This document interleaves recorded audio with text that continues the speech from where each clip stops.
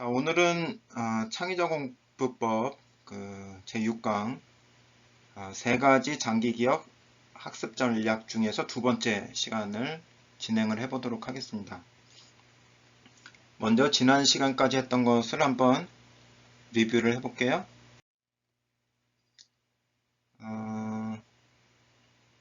먼저는 이제 창의적 사고가 이루어지기 위해서 필요한 두 가지 요소가 있다고 그랬죠. 창의적 사고가 이루어지기 위해서 필요한 두 가지 요소는 첫 번째,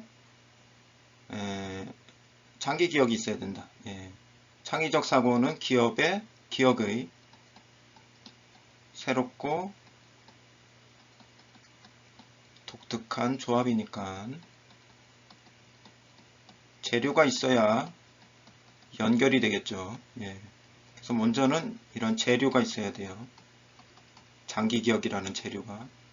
그 다음에 그 재료가 새롭고 독특하게 조합이 되는 거예요.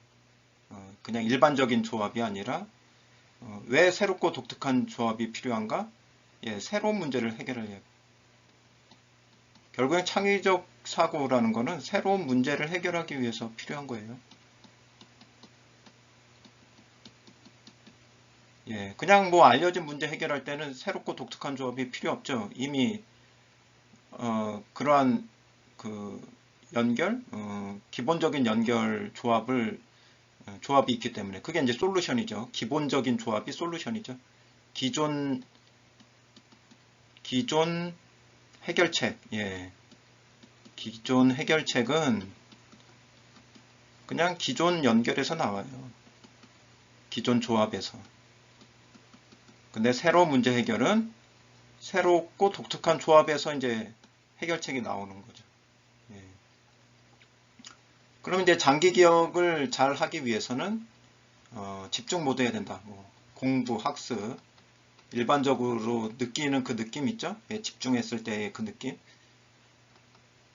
그 상태가 필요하다는 얘기예요. 운동할 때 집중해야 되잖아요. 그죠?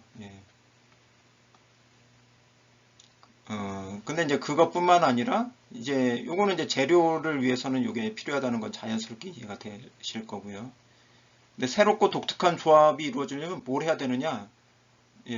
감이 잘 안 올 수 있잖아요. 근데 집중 모드의 어떤 반대적인 개념이 분산 모드예요. 이거는 릴렉스 하는 거죠. 그러니까 뭐 운동만 계속 한다고 이제 근육 생기는 게 아니라 강도 있게 운동도 했다가 좀 쉬었다가 강도 있게 운동했다가 쉬었다가 이런 것들을 이제 사이클을 이제 만들면서 운동을 해야 근육이 생기잖아요. 공부도 똑같아요. 이런 사이클을 만들어야 돼요. 근데 요 강도 있을 때, 그죠? 강도 있을 때가 집중 모드고 이제 릴렉스 할 때가 이제 분산 모드가 되는 거죠. 근데 이제 지난 시간에 이제 말씀드렸던 것들이 결국에는 이 창의적 사고를 위해서 우리가 어떻게 공부를 해야 되느냐? 요 세 가지를 시스템으로 만들어야 된다는 거죠. 집중 모드만 열심히 해서 장기 기억 만들어야지 이게 아니라 분산 모드를 같이 엮어서 장기 기억을 만들겠다. 이러한 마인드셋을 가지고 있어야 된다.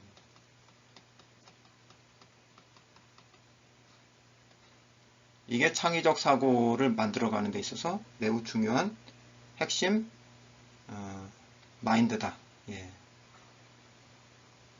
그러면 이런 마인드셋을 가지고 실질적으로 어떻게 해야 되느냐? 어떻게 해야 집중 모드와 분산 모드를 사용을 해서 장기 기억을 만들 수 있을까라는 그런 관점에서 첫 번째 전략이 이제 간격 복습이라는 거죠. 간격 복습. 이거의 반대는 뭐예요? 벼락치기죠.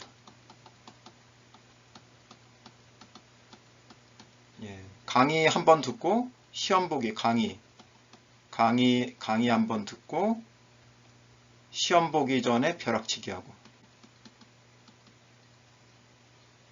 이때 크래밍 벼락치기 하고 시험은 어느 정도 뭐 원하는 점수를 얻을지는 모르겠지만 시험 보고 나면은 제로가 되고, 예. 그러니까 늘 새롭게 공부를 하는 거죠. 예, 늘 새롭게 공부를 하는 거죠. 남는 게 없으니까. 근데 이런 것들을 피하려면 간격 복습.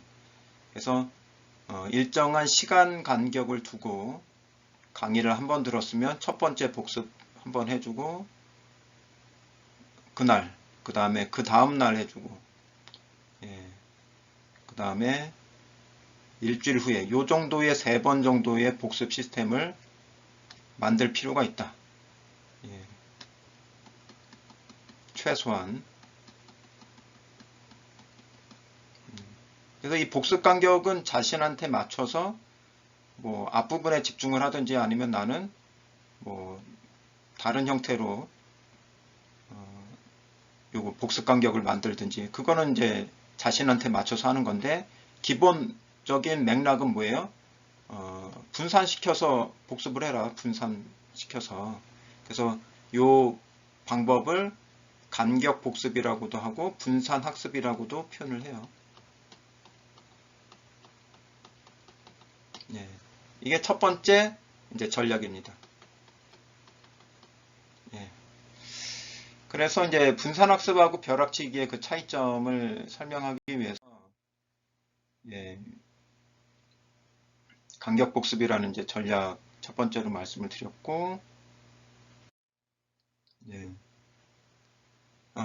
분산학습을 하게 되면 어떤 효과가 있냐면 이러한 벽돌 하나하나가 공부 내용이라고 생각을 합니다.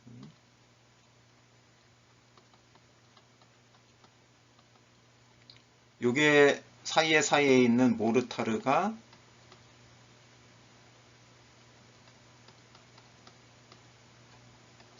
굳는 시간이 필요하죠. 예. 공부를 한다는 얘기는 이런 것들을 공부 내용하고 그 사이사이에다 모르타르를 바르는 거하고 똑같아요. 그러면은 모르타르를 발랐으면 그 모르타르가 굳는 시간이 필요하잖아요. 요게 간격이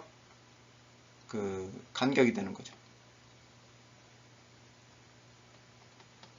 공부 간격이 되는 거죠. 예.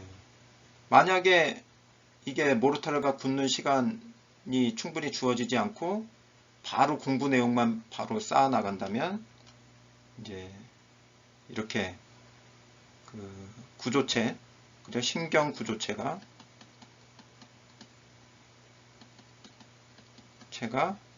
만들어지질 않는다. 예, 남는 게 없다. 기억을 못한다. 그래서 우리가 이제 장기 기억을 만드는 거는 머릿속에 신경 구조체를 이 집, 그죠? 신경 구조체로 이루어진 집을 짓는 거와 비슷하다. 이렇게 생각하시면 돼요. 신경 구조체로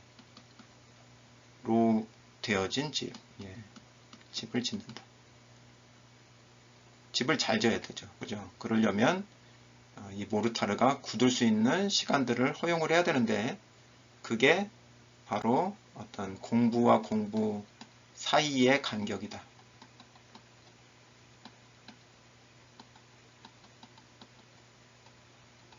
예, 그래서 이게 뭐냐면 결국에는 공부할 때가 이제 집중이 되는 거고 요 사이의 그 간격이 분산이 되는 거죠. 집중이 되는 거. 그러니까 이게 집중과 분산을 사용을 해서 장기 기억을 만드는 좋은 전략이 되는 거죠. 예. 그래서 간격 복습에 대해서 일단 첫 번째 말씀을 드렸고요. 오늘은 이제 두 번째 또 다른 전략에 대해서 말씀을 드리는데 매우 중요합니다. 예. 한번 질문을 드려볼게요. 팀을 나눴어요. 이제 A팀, 공부팀, B는 공부시험팀이에요. 같은 내용을 공부를 했는데 여기는 한 번 공부하고 또 한 번 공부를 한 거예요. 공부 플러스 공부. 예. 그 다음에 B는 공부를 한 번 하고선 자체 시험을 본 거예요. 자체 시험. 내가 공부한 것에 대해서 스스로 시험을 보는 겁니다. 예. 시험을 본다는 얘기는 뭐예요? 공부한 거를 좀 덮어놓고 내가 알고 있는지 모르고 있는지 한번 테스트를 해보는 거죠. 자체 시험. 그러면 A하고 B하고 이제 시험을 쳤을 때, 자, 5분 후에 시험 한번 보고, 그 다음에 일주일 후에 시험을 봤어요. 자, 어느 팀이 더 공부를 잘했을까요? 어느 팀 성적이 더 좋았을까요? 예. A팀이 성적이 좋았을까요? B팀이 성적이 좋았을까요? 한번 예측을 해보시죠. 예측을 어떻게 해보시냐면, 5분 후 시험일 때는 어디가 더 잘했을까? 일주일 후 시험에서는 어디가 더 잘했을까? 뭐 똑같을까? 아니면 차이가 날까? 이런 것들을 미리 한번 생각을 해보시죠. 그 다음에 이제 결과를 보여드리도록 할게요. 예, 생각 좀 해보셨나요? 예. 보시면, 자, 여기는 이제 공부 시험팀이에요. 여기는 공부팀이에요. 어떻게 보면 여기 이제 벼락치기처럼 보이죠? 그죠? 벼락치기 같은 느낌이 들죠.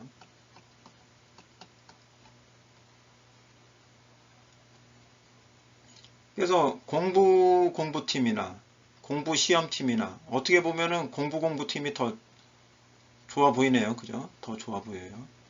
근데 5분 후 시험에서는 그런데 일주일 후 시험에서는 어때요? 공부 시험팀은 그 점수가 거의 변하지 않았죠. 예. 장기 기억이 이루어졌다는 얘기예요. 근데 공부팀은 지금 줄어들었죠. 45점으로. 예. 확 줄어들었어요. 그러니까 이전에 보여드렸던 망각 곡선을 따라서 줄어드는 게 보이는 거죠. 예. 아마 시간이 더 지나면은 더 줄어들겠죠. 예. 그러면 장기 기억량은 시간이 지날수록 더 차이가 난다는 것을 예측을 해 보실 수 있으실 것 같아요. 그래서 결국에는 장기 기억에 있어서 효과적인 전략은 본 거 또 보는 게 아니라 공부를 하고 나서 그것을 한번 테스트해 보는 게 장기 기억에 훨씬 효과적이다라는 거죠.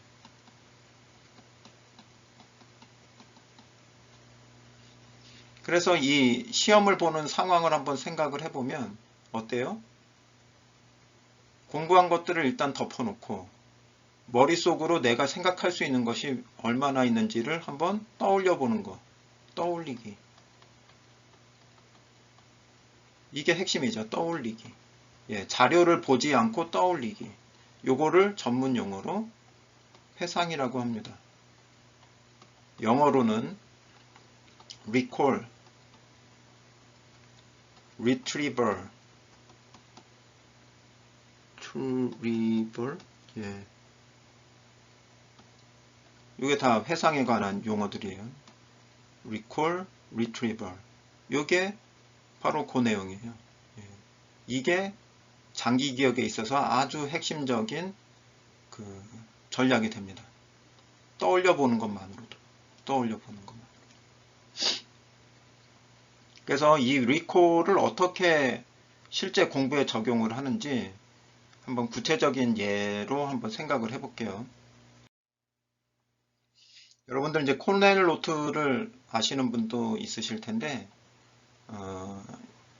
더 구체적인 거는 나중에 이제 말씀을 드릴 거고 오늘은 이제 간단한 그 내용하고 그것을 어떻게 복습을 해야 효과적인 복습이 될지 그 부분들을 말씀을 드릴게요. 효과적인 복습. 자, 일단 코넬노트는 어떻게 기록을 하는지를 보여드릴게요. 일단 1번, 2번, 3번 영역이 있어요. 1번 영역은 일반적인 노트 필기 영역이에요.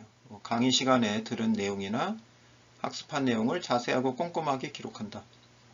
그럼 뭐 교수님이 뭐 말씀하시면 이렇게 1, 뭐 1-1, 뭐 이런 식으로 많이 하죠. 그 다음에 뭐 그림도 여기 뭐 필요하면 이렇게 들어가고. 자, 그 다음에 이제 키워드 영역이 있어요. 키워드 영역은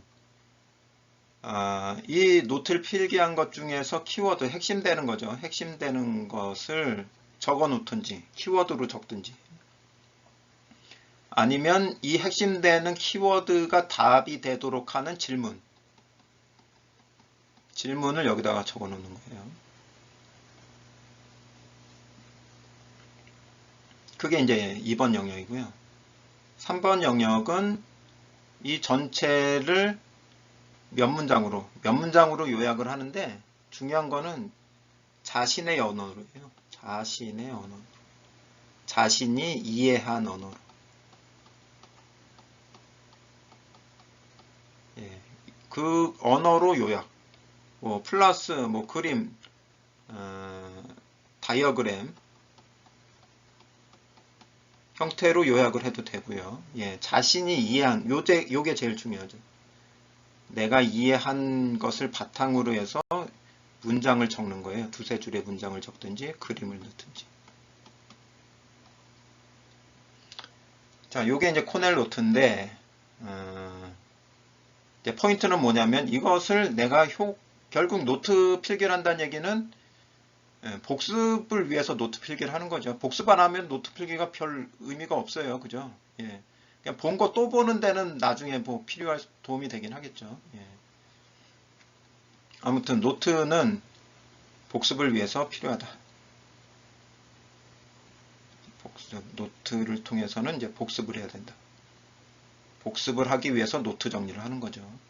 자, 그럼 여러분들이 이렇게 정리를 하고 난 다음에 복습을 한다라고 생각을 했을 때 1번, 2번, 3번 중에서 어디를 먼저 봐야 가장 효과적인 복습이 될까요?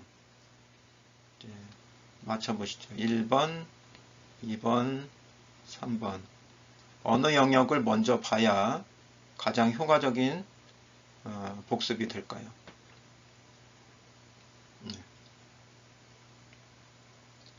제가 생각할 때는 어떤 지금까지 말했던 어떤 과학적인 관점에서 보면 2번입니다. 2번. 2번에는 뭐가 적혀 있죠? 예, 키워드가 적혀 있죠. 근데 저는 가장 좋은 것은 키워드보다는 질문을 적는 게 더 중요하다고 생각을 해요. 예, 질문을 적었다고 생각을 해보죠. 그러면 질문을 보면서 뭘 생각을 하게 될까요? 질문에 대한 답을 생각을 해보게 되겠죠. 예. 1번은 보지 말아야 되는 거죠. 그 상태에서 가리고. 그러면 내가 질문에 대해서 얼마만큼 내가 기억이 나는지를 테스트해 볼 수가 있죠. 예. 그게 바로 회상을 적용을 하는 겁니다. 예. 그래서 회상을 먼저 해보고 생각이 나면은 뭐 굳이 또 볼 필요는 없죠. 근데 생각이 잘 안 난다. 그러면 확인해 보면 되죠. 예, 뭐였지? 하고 확인을 해 보면 되죠. 그래서 복습에 있어서의 기본적인 원리는 뭐냐면 회상, 그 다음 확인이에요. 근데 뭐가 더 좀 쉽나요? 본 거 또 보는 게 실제로 공부하기는 더 쉽죠. 예. 근데 그렇게 해가지고는 뭐가 안 남는다? 장기 기억이 잘 되지 않는다. 그러면 확인하기 전에 먼저 회상부터 하자. 근데 그냥 회상하기는 힘드니까 여기 질문 같은 것들을 단서를 이렇게 만들어 놓으면 내가 뭘 회상해야 될지를 다 포인트를 딱 잡을 수가 있잖아요. 그러니까 가이드 역할을 해주는 거죠. 회상 가이드, 이 질문이. 회상 가이드.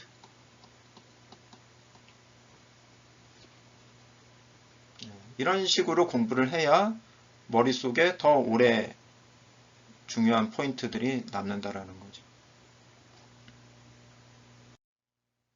그래서 오늘의 두 번째 핵심 전략은 바로 회상입니다. recall, retrieval.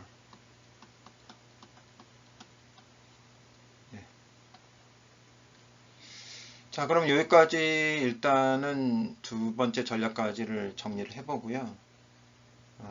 추가적으로 한 가지 구체적인 방법, 그죠? 이 전략을 사용할 수 있는 구체적인 방법을 좀 소개를 해드릴게요. 저희가 이제 간격 복습이라는 전략과 첫 번째 회상이라는 전략을 배웠잖아요. 이 플래시 카드를 사용을 하면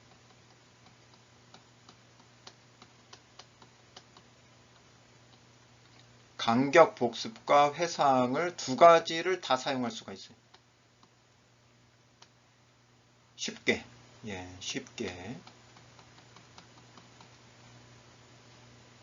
지난 시간에 이제 간격 복습을 위해서는 복습 스케줄링이 필요하다고 그랬죠.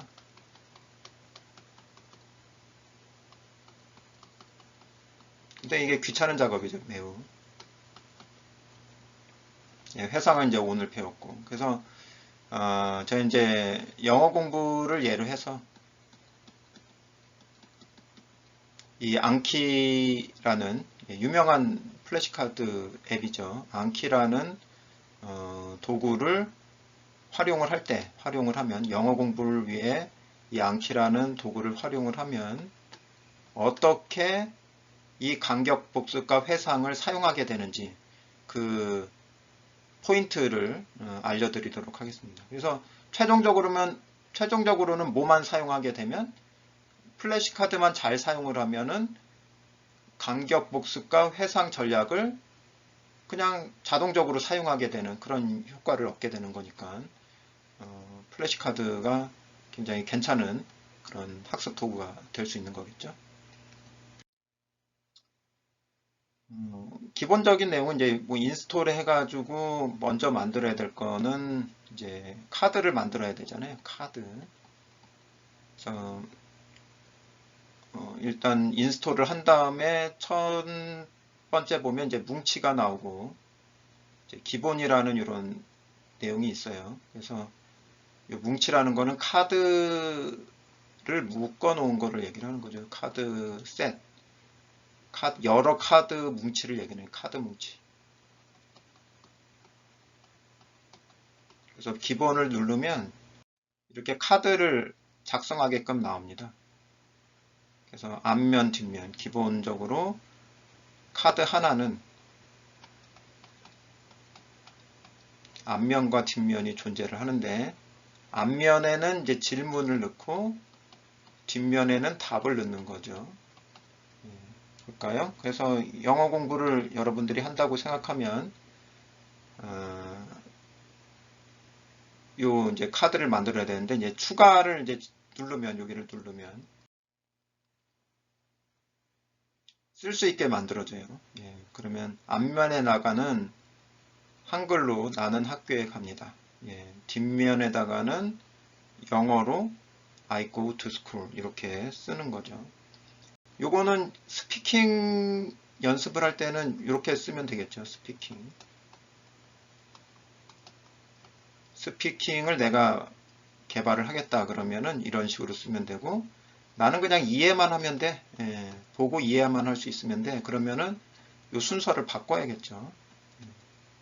영어 보고선 이게 무슨 의미다 이렇게만 이해하면 되니까 지금은 이제 스피킹을 한다고 생각을 하고 스피킹 연습을 한다고 생각하고 카드를 만들어 보는 겁니다. 이렇게 적고선 이제 닫아요. 그러면 카드 한 장이 만들어진 거예요. 그러면 이렇게 닫으면 카드 한 장이 만들어집니다. 카드 완성.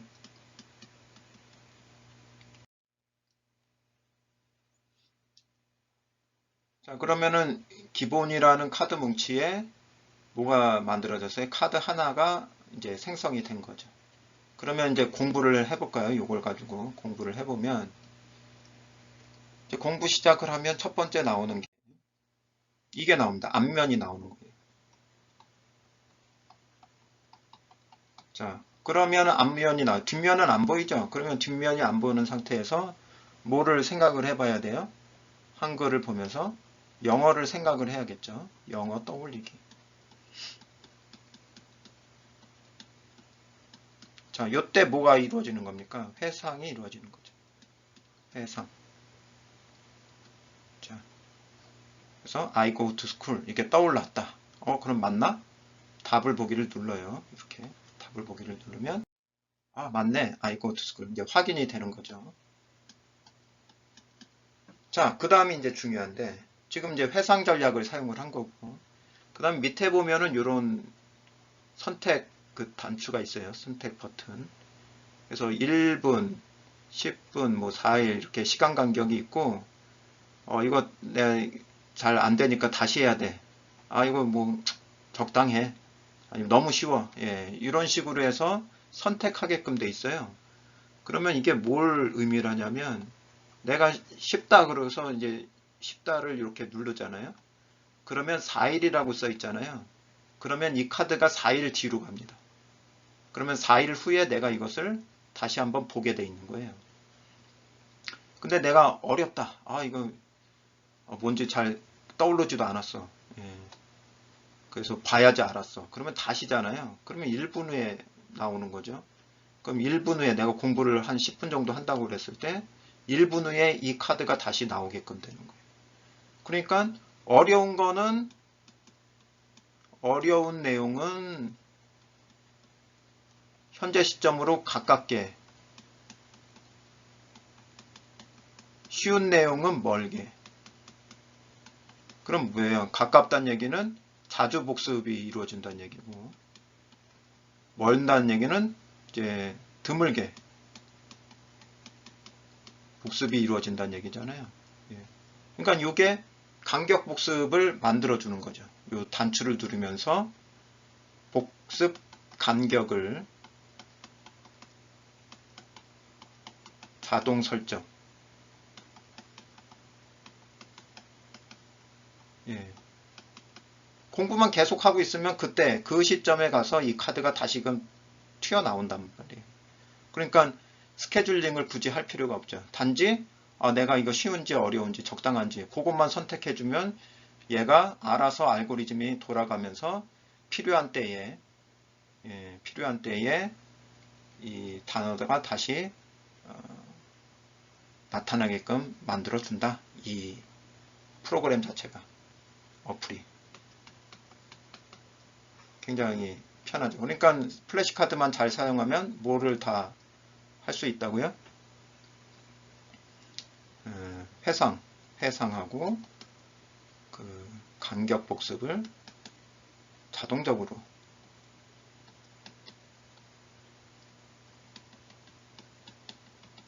이걸 사용하게 된다. 이 두 가지 전략을. 그래서 오늘은 그 장기 기억 전략 중에서 회상이 이제 더 추가가 된 거예요. 그래서 여러분들이 현재 공부하고 있는 내용이 어떤 것이든지 간에, 어떤 공부 내용이든지 간에 한번 생각을 해보세요. 간격 복습과 회상을 적용할 수 있는 구체적인 방법.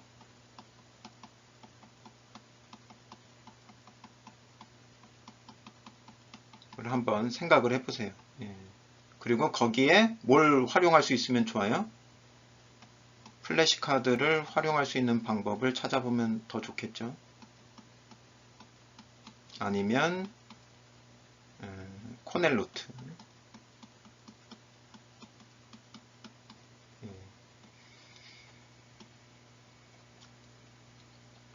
그래서 혹시나 여러분들이 공부하고 있는 내용에 어떻게 간격 복습이나 회상을 적용을 해야 될지, 아니면 이러한 내용들을 이제 적용하려고 할 때 좀 어려운 점이 있다면 댓글란에다가 그런 상황들을 좀 적어주시면 제가 또 답변을 드릴 수 있도록 좀 해보도록 하겠습니다. 오늘은 여기까지 정리를 해보고요. 다음 시간에는 세 번째 장기 기억 전략에 대해서 또 정리를 해보도록 하겠습니다. 감사합니다.